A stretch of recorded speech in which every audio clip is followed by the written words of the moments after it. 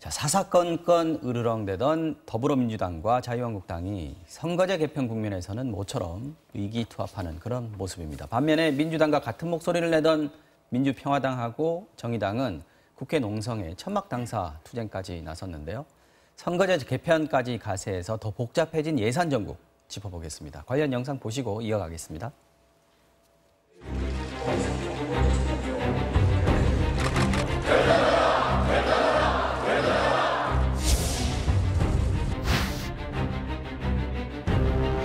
선거구제와 연계시켜서 통과를 못 시켰다는 얘기를 듣고서 참 경악을 금할 수가 없었습니다.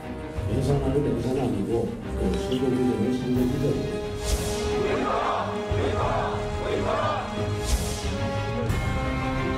정치를 확 바꾸라는 것이 국민의 명령인데 선거제도 개혁이 동시에 처리돼야 됩니다.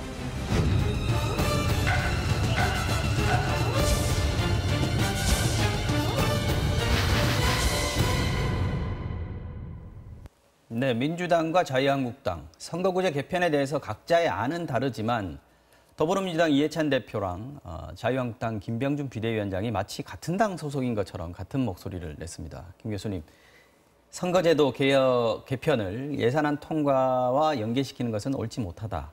두 당의 목소리가 그겁니다. 예산안 심사를 법정 처리 시한 안에 끝내지 못한 책임이 거대 양당에 있어도 더 있는 거 아니겠습니까? 네, 그렇습니다. 지금 말하는 것을 들으면 마치 이 군소 정당 때문에 예산안 처리가 안 되고 있는 듯이 그렇게 착각을 하게 하는데요. 아마 본인들의 책임을 좀 밀어놓겠다라고 하는 의도가 있는 것은 아닌가 하는 생각을 하게 되고요.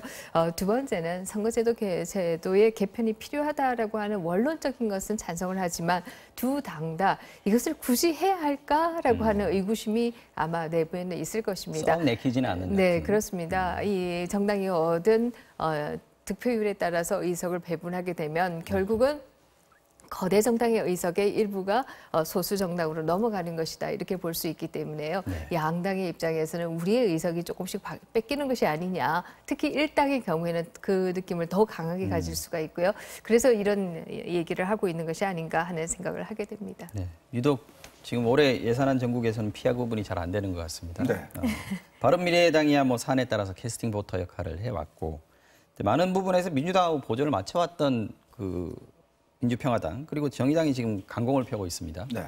특히 민주평화당 같은 경우는 천막당사까지 이제 국회 앞마당에 그렇죠. 폈는데 연동형 비례대표제 이 세 당이 사활을 걸었다 이렇게 봐야 되는 겁니까? 그렇습니다. 사실은 이제 지금 어떤 선거구제, 지금 소선거구제, 그다음에 지역구 253, 비례대표 47, 300명 의석 있죠. 이 제도로 갈 경우는 사실은 지금 군소 야당들은 생존할 수 있는 가능성이 저는 상당히 없다라고 보입니다. 사실 지난 선거 20대 선거에서요. 당시에 새누리당이 33.5%를 득표했는데 실제 가져간 의석은 40.07%입니다. 그러니까 또 민주당도 마찬가지로 25%를 득표했지만 실제 가져간 의석은 41%예요. 근데 오히려 군소 야당들은 많은 표를 얻었음에도 불구하고 의석은 작게 가져갔거든요. 네. 그러니까 연동형 비례대표제라는 건 간략하게 말씀드리면 전체 정당의 정당 득표에 따라서 일단 의석을 정합니다. 네. 그럼 그중에서 지역구를 제외한 다음에 나머지 남는 것을 비례대표를 가져가는 거예요. 그만큼 어떤 면에서 보면 지금 군소 정당들이 유리한 선거 제도거든요. 근데 문제는 이거 필연적으로 의석수가 늘어나야 됩니다. 현재보다. 즉 현재보다 비례대표는 지금 줄어서 47석밖에 안 되는데 최소한 이거보다는 한 배로 늘어나야지만이 연동형 비례대표가 의미가 있어지거든요. 그렇죠. 그런 면에서 본다면 야당 입장에 생사 걸린 것이고 여당 입장과 그다음에 제1야당 입장에서 보면 지금의 소선거구제 자기들한테는 1당과 2당을 유지할 수 있는 것이기 때문에 이걸 양보하지는 않죠. 그런 면에서 본다면 결국 이제 물론 예산안과 끝까지 연계는 저는 하지 아니라고 보지만 그러나 야당 입장에서는 생사가 걸린 문제고 여당은 또 여당대로 주장한 게 있기 때문에 말은 지켜야 되지만 실제로 지킬 생각은 없고 이제 그러다 보면 아마 이 문제는 내년쯤 되면 이게 상당히 좀 중요한 안건이 되지 않을까 싶습니다. 어쨌든 정개특위를 통해서 어떤 물꼬를 터주는 거 그래서 지금 밖에 있는 야 3당들을 불러들일 수 있는 얘기는 좀 나와줘야 될 것 같은데 지금 어제 세 가지 방안이 나왔습니다. A, B, C 안으로 나왔는데 좀 복잡한데 교수님께서 좀 설명을 좀 해주십시오. 네, 지금 세 개 안으로 지금 나오고 있는데요. 세 개 안 다 기본은 연동형 비례대표제도 이렇게 얘기할 수 있고요. 네. 지금 이 의원님 설명하신 것처럼 정당 투표로 전체 정당별 의석수를 먼저 정하고 난 이후에 네. 지역구에서 당선된 숫자를 빼고 나머지 숫자가 비례대표 숫자가 되는 것이다. 그래서 이 제도로 하게 되면 각 당이 얻은 득표율의 의석수가 완전히 비례하게 된다라고 하는 것이고요. 그럼 구체적으로 그걸 어떻게 이룰 것이냐라고 하는 것이 지금 세 가지 방안으로 나와 있다 이렇게 볼 수가 있는데요. 네. 1안은 선관위가 제안한 안이기도 합니다. 2015년도에요. 네, 그렇습니다. 지역구는 200석으로 가져가고요. 그리고 비례대표는 100석으로 해서 2대 1로 하자라고 300석 정원은 그대로 유지하는 네, 거죠? 그렇습니다. 300석 그대로 유지하지만 2대 1로 해서 200대 100으로 가자라고 하는 것이고요. 네. 이렇게 되면 지역구 의석을 53석을 줄여야 하는 문제가 발생하고요. 우리가 역대 지역 그 선거구 획정위원회가 뜰 때마다 단 하나의 선거구가 없어져도 난리가 났죠. 네, 발질이 뭐 난리가 나는 것을 봐왔는데요. 과연 53석을 어떻게 없앨 것이냐라고 하는 문제가 있습니다. 두 번째 안은 사실 지금 자유한국당이 좀 선호하는 안입니다. 네.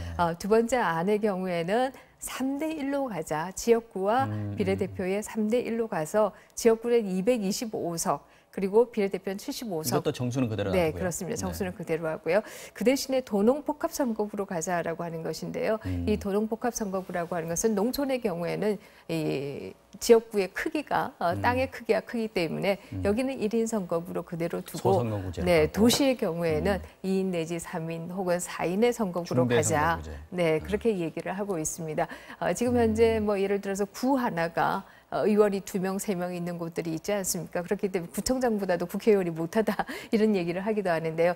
이거를 좀 선거구를 키워서 한 선거구에서 2명 내지 3명을 뽑자 이 네. 얘기인데요. 사실 지금 도농복합 선거구를 하는 나라가 없어요.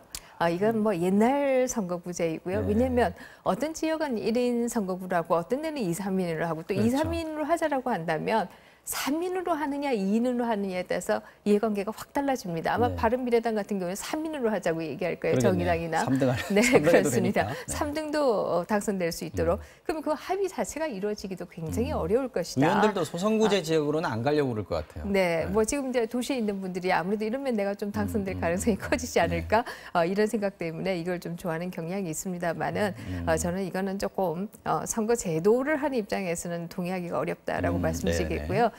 세 번째 안은 2대 1로 가지만 의석수를 좀 늘리자라고 하는 것이고요. 220대 110으로 가자. 지역구는 220 그리고 220대 비례대표는 110. 으로 그러면 가서 정수를 늘려서요, 네, 그죠? 30석을 늘리자라고 하는 안인데요.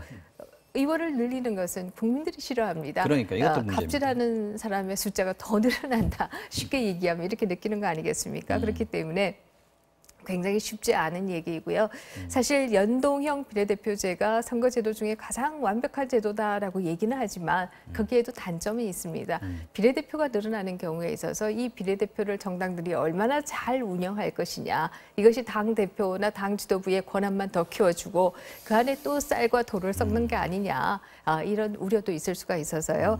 저는 오히려 연동형으로 가되 비례대표를 지금과 같은 정당이 순위를 정하는 것이 아니라 유권자에게 한 표를 더 줘서 유권자가 순위를 정하는 정당 득표율이 아니고 후보에 대해서. 네, 정당 득표율로 하되 마지막에 정당 비례대표 중에 당선자를 어떻게 결정하느냐라고 할 때는 다시 국민이 투표한 것에 따라서 하는 개방형 명부제로 간다라고 하면 저는 뭐 국민들도 얼마든지 설득을 할 수 있고 당의 비민주성도 좀 약화시키고 그리고 설사 그렇게 개방형 명부로 간다라고 하면 지금처럼 비례대표는 꼭 한 번만 해야 된다 이런 거 하지 않아도 되기 때문에 지역구를 줄이는 문제도 좀 더 쉽게 가지 않을까 하는 생각을 하고 있습니다. 아이디어까지 제공해 주셨습니다. 자, 복잡한 지금 정개특위에서 나온 세 가지 방안, 김 교수님께서 아주 자세하게 또 알기 쉽게 설명을 해주셨습니다만은 설명대로 세 가지 안 모두 장애물들이 있습니다.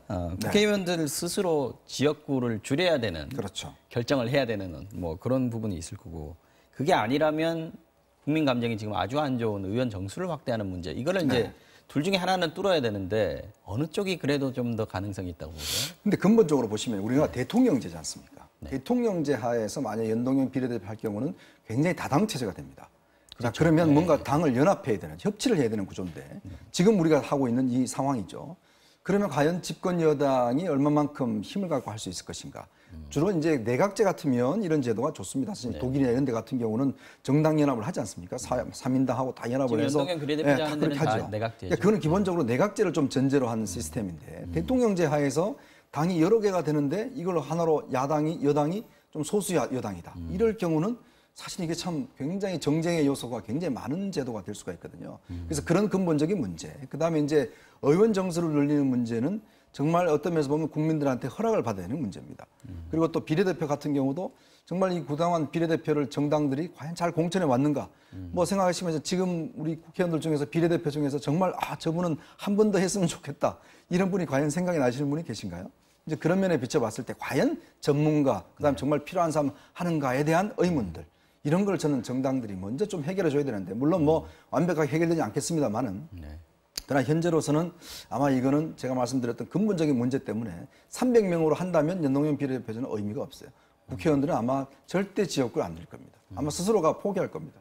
이제 그렇다고 본다면 결국 현 제도로서밖에 할 수밖에 없지 않느냐. 아마 이 문제는 참 고질적인 문제인 것 같아요. 결론 나기 쉽지 않은 그럼에도 문제네요. 불구하고 저는 다당 체제가 굉장히 좋다라고 생각하는 입장인데요. 그 이유는 국민들의 그야말로 생각이 굉장히 다양화되고 있기 때문에 그들의 이해관계를 펴며 대표하기 위한 다당이 필요하다라고 하는 원론적인 이유도 있지만요. 그보다 더 중요한 것은 대한민국이 그야말로 제왕적 대통령 아니겠습니까? 대통령의 힘이 너무 강한데 이것을 어떻게 견제할 것이냐. 개헌을 통해서 견제하자라고 하는 얘기들은 그동안 무수하게 해왔습니다만 다 실패했어요. 그것을 견제하는 가장 좋은 방법 중에 하나는 또 다당제일 때 대통령의 권한이 상당히 약화된다라고 하는 면이 있습니다. 우리가 역대 국회를 보면 국회가 가장 잘 운영되었던 데가 13대 전반기 국회를 들 수가 있는데 그때가 바로 여소야대이면서 다당제였던 경우였고요. 또 노무현 전 대통령과 박근혜 전 대통령이 탄핵 소추된 국회가 다당 국회였습니다. 다당제 국회가 아니었다라고 하면 대통령에 대한 탄핵 소추와 같이 국회가 힘을 강하게 쓰는 일이 없었을 것이다. 그렇게 본다라고 하면 제왕적 대통령제를 좀 견제하는 방법으로는 다당제가 굉장히 좋다. 지금 현재 우리가 보고 있는 다당제도 사안에 따라서 정당들이 연합을 하고 있는 것을 보고 있지 않습니까? 그렇기 때문에 저는 다당제로 좀 갔으면 좋겠다라고 하는 바람은 가지고 있습니다. 권력 분산이 좀 필요하다 네. 이렇게 보시는군요. 자, 이제 한 3분 정도 안 남은 것 같은데요. 자유한국당 원내대표 선거 얘기 좀 해야 될 것 같습니다. 지금 선거 구도가 어떻게 진행되고 있는 겁니까? 양당 구도 얘기 나오는 양강 구도 얘기 나오는데 맞습니까? 지금 뭐 점점 그렇게 돼가는 것 같아요. 오늘 유재중 의원이 이제 본인이 사퇴를 했습니다. 일단 출마하지 않겠다고 사퇴를 해서 지금 보면은 일단 현재 이제 나경원 의원과 김학용 의원, 그다음에 이제 김영호 의원, 뭐 이 정도 지금 유재준 의원 이 정도로 지금 이제 구도가 잡혀가는데 일단은 뭐 지금 범친박대 그다음에 이제 비박 이전 정도의 이제 구도로 가고 있는 것 같아요. 범친박은 나경원 의원이 상당히 어떤 면에서 보면 지금 뭐 초재선이나 아마 이쪽 그룹에서 나경원이 왜냐하면 사실은 이제 본인이 탈당을 하지 않았고 그다음에 이제 박근혜 전 대통령 탄핵을 찬성했기 때문에 하나의 좀 여러 가지 면에서 좀 교합되는 측면이 있고 또 본인이 그동안 한 두세 번 나왔는데 사실 떨어졌거든요. 그거에 대한 좀 뭐 동정심도 있는 것이고. 얘기하더라고요. 네. 그다음 김학용 의원은 이제 아마 이제 비박 쪽 지금 뭐 김무성 전 대표의 측근이기 때문에 아마 그쪽에 좀 힘을 받아서 하는 것 같지만 일단은 뭐 일단 열어봐야겠죠. 근데 아직까지 지금 날짜를 못 정했습니다. 그러니까요. 지금 일단 예산안이 통과되고 난 다음에 아마 그때 좀 날짜를 정할 것 같아요. 근데 예산안이 지금 9일까지 통과가 될까요? 그래서 예산안이 지금 이게 간단치는 않을 것 같습니다. 지금 보면 일단 야당들이 지금 선거구제하고 연결을 시켜버렸고 그다음에 지금 예산안을 보면 지금 뭐 4조 원 세수에 대한 문제, 남북 경협 예산이나 또 이런 데 대한 이제 삭감 문제 이게 굉장히 걸려있기 때문에 지금 일단 이거는 뭐 국회 상정이 되더라도 지금 뭐 통과를 못 시키는 거거든요. 그러면 수정안을 다시 올려서 통과시키는 방법밖에 없는데 아마 이번 주 안에 예산안이 통과된다면 뭐 다음 주 정도에 할 수는 있겠지만 그렇지 않다고 하면 지금 13일이 이제 김성태 원내대표의 임기거든요. 11일 아닌가요? 11일입니다. 예. 11일 정도까지 뭐 해야 되는데 아마 그때까지는 이루어져야 되지 않을까 하는 생각 듭니다. 쉽지는 않은데요. 네. 출마하려는 후보들 뭐 다 지금 겉으로 얘기하는 거는 인터뷰 나와서 하는 것 보면 개파 정치하지 않겠다. 친박 비박 얘기 좀 하지 말아라. 이렇게 얘기하는데 친박 비박이 있는 게 사실이고요. 그리고 실제 이분들도 개파의 어떤 대리전 하고 있는 거 아닌가 이런 생각이 드는데 네, 어떻습니까? 그렇습니다. 개파 정치하지 말자라고 하는 얘기는 그만큼 심각하다라고 하는 얘기를 반증하는 것이다라는 생각을 하게 되고요. 실제로 김병준 위원장도 개파가 들먹거리지 않도록 해라라고 하는 경고를 끊임없이 하고 있는 거 보면 물밑에서는 굉장히 열심히 움직이고 있구나라고 하는 것을 거기에서도 볼 수가 있다라는 생각을 하게 되는데요. 문제는 재밌는 것 중에 하나가 지금 나경원 그리고 김학용 의원 간의 양강 구도가 만들어지고 있다라고 했는데요. 소위 친박 쪽에서 유기전 의원이 뒤늦게 출마를 하겠다라고 선언을 했어요. 이제 이 친박이 과연 어느 쪽으로 힘을 모아줄 것인지 아니면 친박이 나눠질 것인지 뭐 이런 부분도 한번 지켜봐야 되지 않을까 하는 생각이 드는데요. 이 유기전 의원이 뒤늦게 뛰어든 것은 나경원 의원으로 안 된다라고 생각했기 때문에 그렇게 하는 것인지 아니면 나경원 의원이 친박하고 실제로 왜 친박이냐라고 하는 문제 제기가 있어서 그러는 것인지 뭐 그런 것은 알 수 없습니다만 한번 지켜봐야 될 것 같습니다. 11일이면 다음 주 이 시간입니다. 이 시간에 이제 그 원내대표 결과를 놓고 얘기를 할 수 있을지 한번 지켜보도록 하겠습니다. 오늘 말씀은 여기까지 듣겠습니다. 와호 장용이었습니다. 두 분 고맙습니다.